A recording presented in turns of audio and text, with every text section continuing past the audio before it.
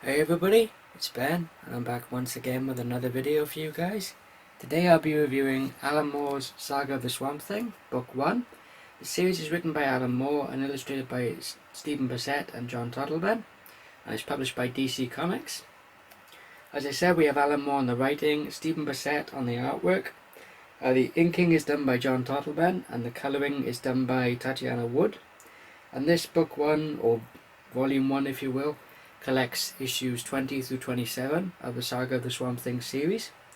Now, issue 20 wasn't previously collected in the original edition of this first volume, because it was basically Alan Moore tying up all the loose ends of the previous writer's story arcs, a man by the name of Martin Pascoe. Now, the issue itself, issue 20, is actually called Loose Ends, oddly enough, and it more or less acts as a prequel to issue 21, which many people consider to be the official start of Alan Moore's Saga of the Swamp Thing series, which is called the Anatomy Lesson. Now, in the Anatomy Lesson, we see that Alec Holland has been captured by an army general by the name of Sunderland, who brings in a botanist by the name of Jason Woodrue to basically dissect Swamp Thing or perform an autopsy on him, and basically figure out how Swamp Thing actually works and functions. So we follow the almost like a diary entry, if you will, narrated over by Jason Woodrue, of the various discoveries that he makes while performing the autopsy on Swamp Thing. Now, in the original run by Len Wein and Bernie Wrightson, Swamp Thing was considered to be a man by the name of Alec Holland, who was also a botanist, or a botanist I should say, sorry. And he was basically, there was an explosion in his lab where he was performing an experiment at the time. His flame engulfed body was thrown into a swamp, and he emerged as a swamp creature called the Swamp Thing. So he was a human turned into a plant creature, if you will. But what Alan Moore does with the origin is he still keeps the flame engulfed body being thrown into the swamp, along with the biorestorative formula which Holland was working on at the time.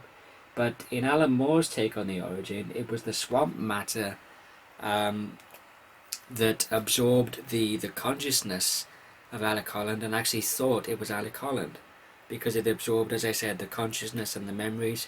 But unfortunately for Swamp Thing, when he's revived and he reads Jason Woodrue's notes, he finds out that the one thing that was his sole motivation was eventually regaining some semblance of his humanity. But unfortunately, after reading Jason Woodrue's notes, he finds out that in this particular take on the origin, like I said, Swamp Thing was never human to begin with. And here we see him taking his revenge on Sunderland for his part that he played in Swamp Thing's capture and, well, being experimented on and dissected and everything else, as you can see there. The writing in this by Alan Moore is absolutely fantastic, and the artwork and the colouring by Stephen Bissette and John Totleben is equally fantastic and on par in my opinion, along with the colouring of Tatiana Wood. We also get introduced to the characters of both Matt and Abby Cabal, who are a husband and wife who both have a very close connection and a very personal history with Swamp Thing. And we find out eventually that Jason Woodrue actually becomes one of the enemies of, or the first enemies of Swamp Thing. There's some really endearing scenes which take place in almost this kind of psychedelic dreamscape, if you will, when Alec Holland or Swamp Thing has basically given his entire consciousness over to the green, and you see him desperately trying to basically hold on to this human skeleton, which is the symbolism, or the symbolization, if you will, of his humanity.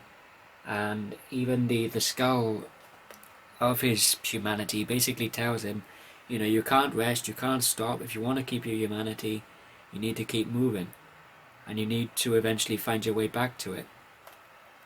And then here we see our first shot of Jason Woodrue taking on the name of the Floronic Man, and as I said, becomes one of the first enemies that Swamp Thing battles against. Over the course of this first story arc, we also get a really interesting insight into the marital relationship between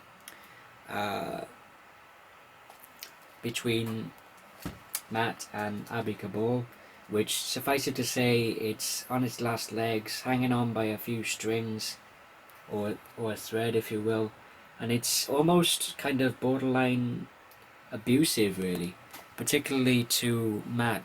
Well, particularly to Matt, from Matt towards Abby, because he basically doesn't think before he actually says many things to Abby, unfortunately. As I said, the artwork by Stephen Bissett and the colouring by John Totleben is, the inking by John Totleben is absolutely fantastic, as you can see there and there.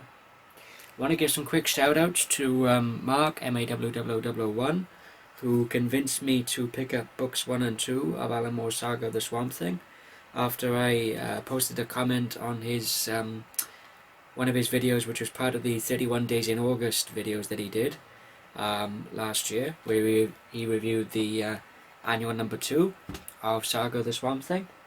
Here's a really cool shot and some guest appearances by the members of the Justice League of America that was around during this time period. Also want to give a big shout out to Jeff, Harry Monster 666, who's another big fan of Swamp Thing, and also trying to think. Also 87 Boba Fett, who was another Swamp Thing fan as well. And there's a really great confrontation which takes place between Jason Woodrue and Swamp Thing, as you can see there. It's a really interesting confrontation because when I keep saying Alec Holland, when Swamp Thing reveals to him that he's the reason that the Green is upset and he's basically hurting the Green, Woodrue basically dissolves into this almost childlike state, and he starts asking repeatedly over and over again, why are you lying? Why are you lying? You know, why do you keep coming back and hurting me?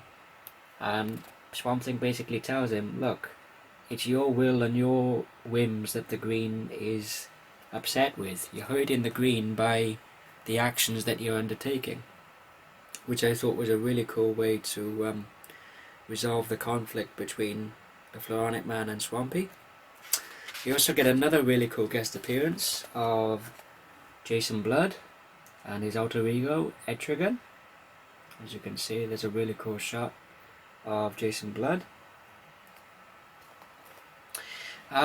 In the later part of this story, Abigail gets a job at Elysium Fields, at the Elysium Fields Center for Autistic Children. And one of the children that falls under her care as one of the workers, Paul, is one of the keys to a mystery surrounding this demon known as the Monkey King.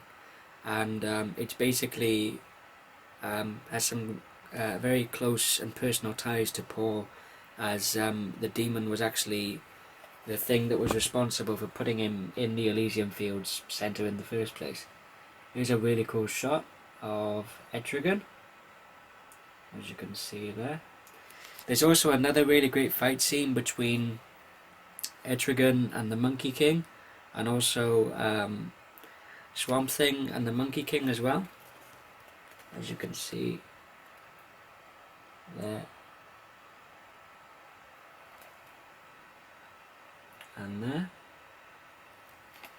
And I'm not going to give away how the story ends because I want you guys to pick this up and read it for yourselves.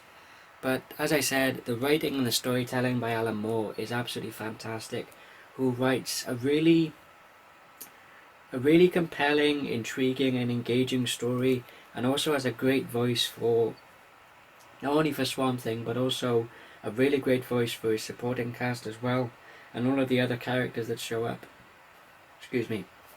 and who make guest appearances in this. As I said, fantastic artwork by Stephen Bissett, along with equally on par inking by John Totleben and colouring by Tatiana Wood.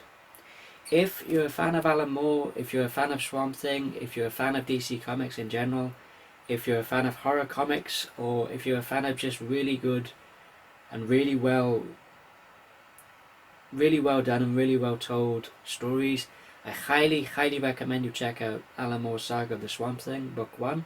If I had to give this a rating, I'd give it a 5 out of 5. I really enjoyed it, and I highly recommend it. And that about concludes this review video, guys. Thank you everybody for watching. Hope you all enjoyed the video. If you did, give it a thumbs up. Didn't like it, thumbs it down. As I always say, if you thumbs down the video, please feel free to tell me why in the comments below, or send me a private message. If this is your first time here, and you'd like to see more of my videos, please feel free to subscribe. And until next time, this is Scambit896 signing off, and I'll see you guys later. Take care.